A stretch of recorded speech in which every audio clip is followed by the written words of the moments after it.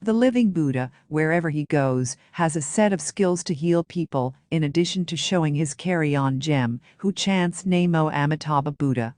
However, he does not have a doctor's license, nor does he boast that he can heal.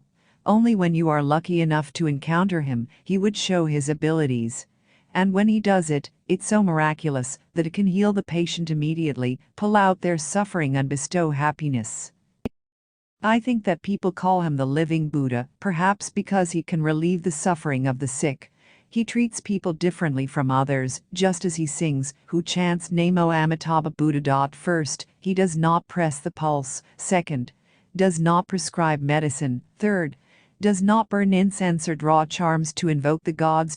He simply massage the patient's painful areas with his thick cotton-like soft palms. If people had sores or scars, he will use his mouth to lick and suck on the sores and scars.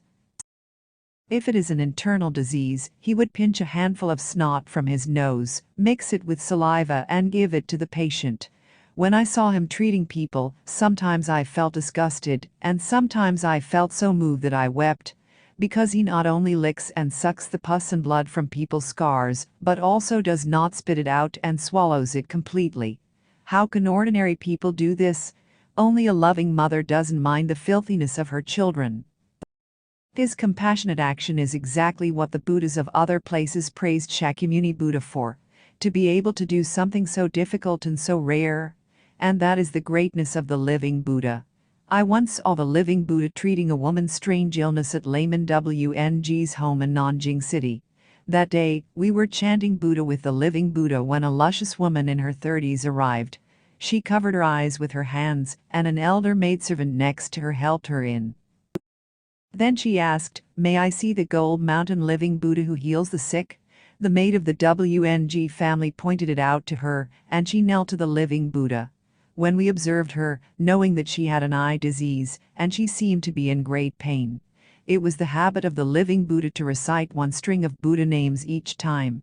That day, after chanting a while, he wanted to continue chanting. I saw that woman kneeling on the ground was suffering.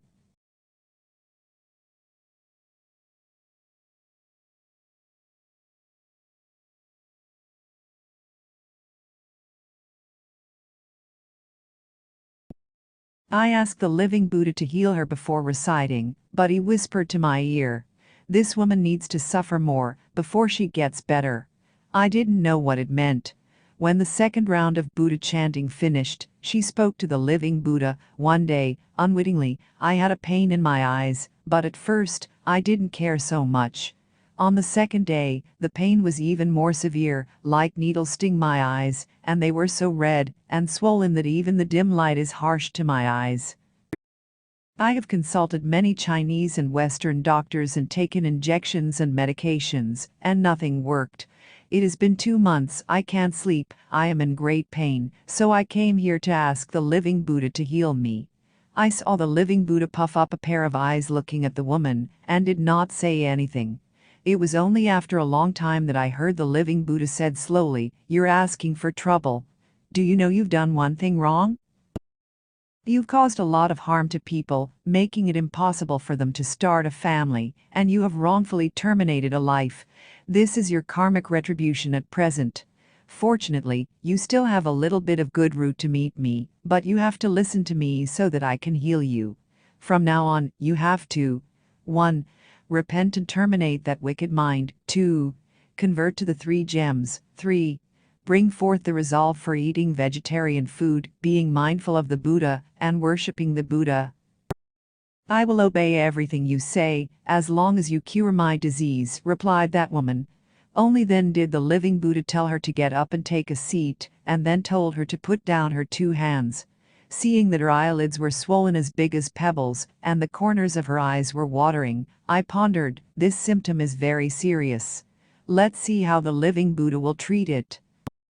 Then the living Buddha stood up, murmuring in his mouth, but what he murmured was unknown. He went to the woman, stretching out his large palms and holding the woman's head, and sucked the woman's eyes with his mouth. The woman screamed in pain, but the living Buddha sucked hard, and did not let go. After sucking the left eye, he proceeded to suck the right eye. That woman was in extreme pain and crying out loud, calling dad and mom.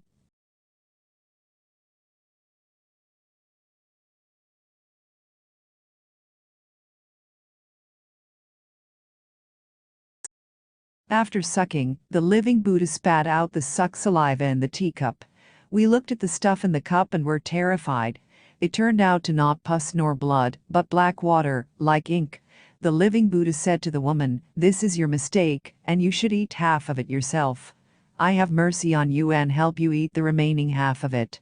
When saying that, without asking the woman if she was willing, he poured the cup into the woman's mouth. She had no choice but to grit her teeth and swallow it, and the living Buddha ate the rest. Then the living Buddha pinched out his snot and saliva, putting them in his palm, and rubbed on the woman's eyelids. Strangely enough, the swollen eyelids gradually subsided as everyone was watching. After rubbing, the living Buddha asked, "Does it still hurt?" The woman replied, "I don't feel any pain now." And the living Buddha asked her to open her eyes. She opened her eyes and squealed with delight.